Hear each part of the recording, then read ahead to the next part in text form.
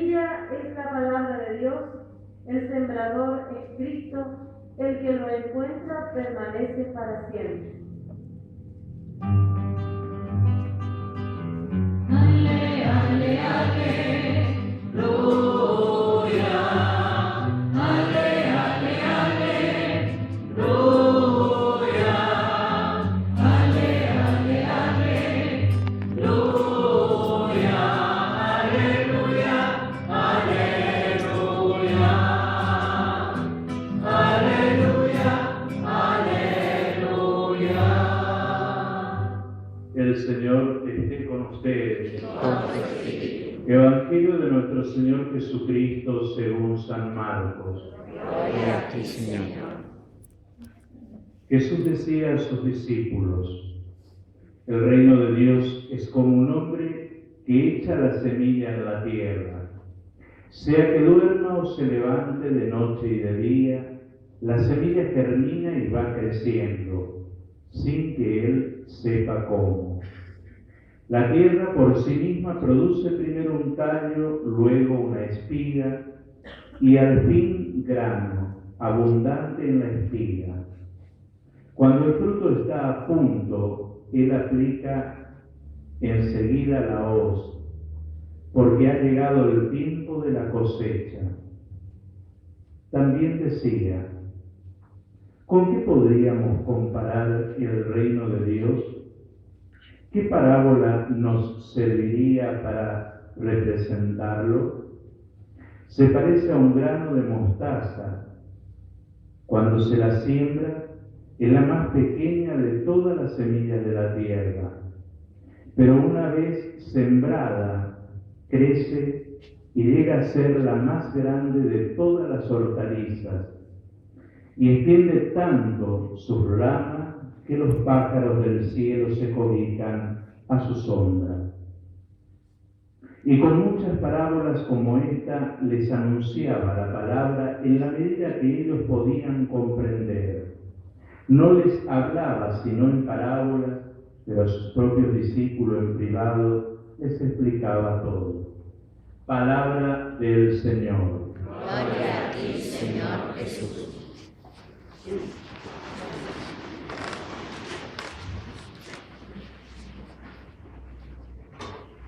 El texto del Evangelio, tanto como el de la profecía de Ezequiel, nos hablan del reino de Dios.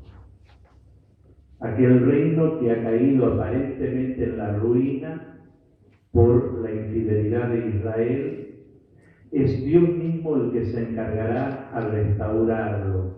Y esto lo dice por medio y por boca del profeta, para alentar la fe y la esperanza de un pueblo que se encontraba en el exilio y que estaba desvanecido como adormecido porque perdió la tierra, el templo y por ende el lugar donde escuchaban y aprendían justamente el tema de la Torá, la ley.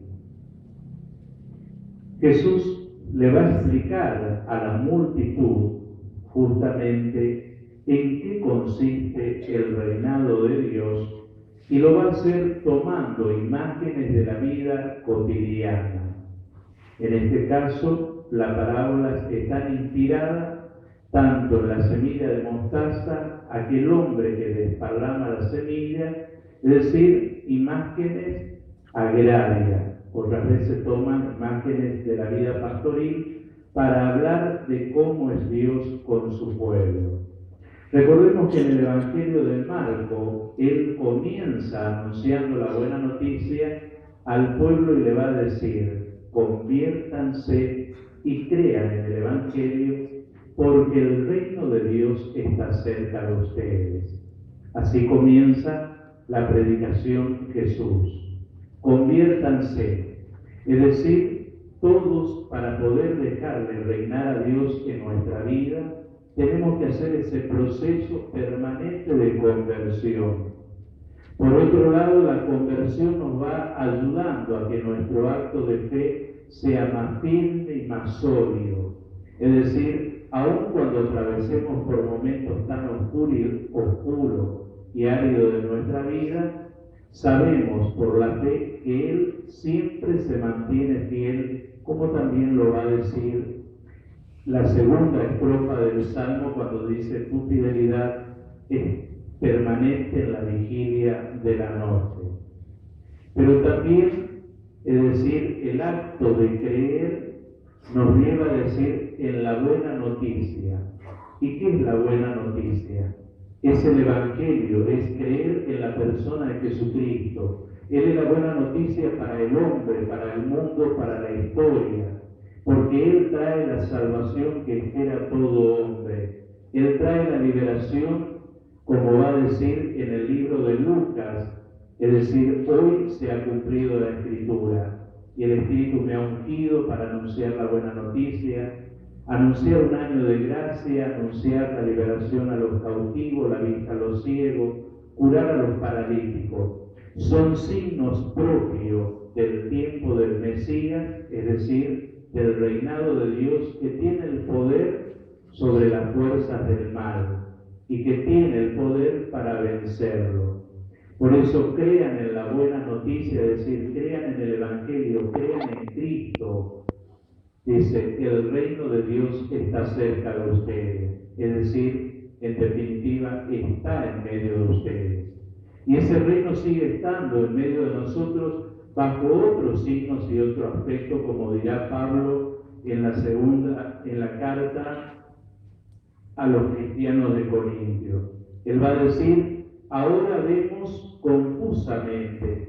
¿Por qué va a decir confusamente? No es que estemos perdidos, sino que acá el término confuso está diciendo, vemos las realidades divinas, las realidades de la eternidad a través de signos. La fe es la que nos ayuda a describir y a descubrir lo que está detrás de cada signo. Es decir, detrás de cada signo siempre se esconde la acción de Dios que sale al encuentro del hombre. Por eso cada Eucaristía tenemos que renovar nuestro acto de fe para recordar que es el mismo Cristo quien nos habla, como va a decir, nos enseñan en el Concilio Vaticano II, cuando las lecturas son proclamadas en el contexto de la celebración litúrgica, es el Espíritu quien nos actualiza y es Cristo quien nos habla en el hoy de nuestra vida. Como es el mismo Cristo que se hace presente bajo los signos del pan y del vino. Esos signos pueden velarnos la presencia total, pero la fe nos hace decir, ahí está todo Cristo, ahí está todo mi Señor, mi Redentor, mi Salvador. Y por eso va a decir, crean, justamente el reino de Dios está cerca. Hoy, justamente en el contexto de estas dos parábolas, es decir, el reino va creciendo, la iniciativa la tiene Dios, y cómo va creciendo ese reino también lo tiene Dios. El hombre colabora en sembrar, el crecimiento y el fruto es obra de Dios. Y también la cosecha de ese fruto es obra de Dios. Depende de cada uno aprender a dar todo lo que tiene de capacidad de sí para que realmente ese fruto sea abundante. La parábola del grano de la mostaza, es decir, de la semilla, si bien es la más chica, es una planta que después alcanza unos 3 metros. Es decir, y usa la imagen de que los pájaros anidan en ella y se cobijan, porque también es una parábola aplicada para hablar de lo que tiene que ser la iglesia. La iglesia en su origen siempre ha surgido sencilla, pequeña y se ha ido extendiendo, porque tiene la dimensión de ser católica, es decir, universal, que tiene que abrir su corazón y su mente y recibir como esta planta pequeña, pero dejar que todos aniden en sus ramas. Cada uno de nosotros estamos llamados a adentrarnos en el corazón mismo de la iglesia que formamos nosotros y dejar que también otros entren en ella y encuentren su cobijo y su lugar. Es decir, que se sientan realmente protegidos y cuidados. En este contexto, entonces, de estas dos parábolas, hoy también se hace el envío de la misión parroquial, es decir, de aquellas personas que van a salir a anunciar justamente la buena nueva, que no consiste en hacer nada extraordinario, saber mucho. Recuerden, los discípulos no tenían ni noción, se confiaron en el Espíritu y salieron a proclamar la buena nueva. Salieron a sembrar la palabra de Dios, y Dios es el que obra en el corazón del hombre. Por eso no hay que preocuparse de qué van a decir o qué van a hacer, como el mismo Cristo dice en otro pasaje del Evangelio. Más bien, preocúpense de comunicar la palabra, y solo Dios es aquel que se encarga de producir y hacerla crecer. Entonces pidamos al Señor que proteja a toda la comunidad, fortalezca a cada uno de los que anunciarán su palabra, y que también la antífona del Salmo nos ayude a rezar a lo largo de la semana.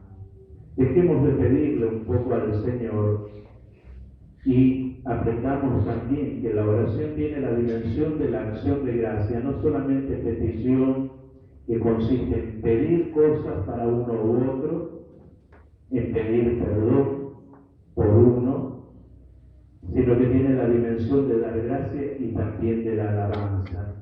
Y qué bueno es dar gracia a Dios mirando la vida a la luz de la palabra por todas las cosas que nos regala. Sobre todo dice, proclamar tu amor de madrugada, dice el salmista. Aun cuando nosotros nos despertemos temprano, siempre el amor de Dios nos madruga. Es decir, Él está antes. Y por otro lado, cuando la oscuridad se torna densa en nuestra vida, Él es una vigilia, porque su fidelidad es estable y permanente. En palabra del apóstol Pablo, sería: aunque nosotros reneguemos de Él jamás reniega de su obra, jamás reniega del hombre, porque quiere que el hombre se salve y viva para la eternidad.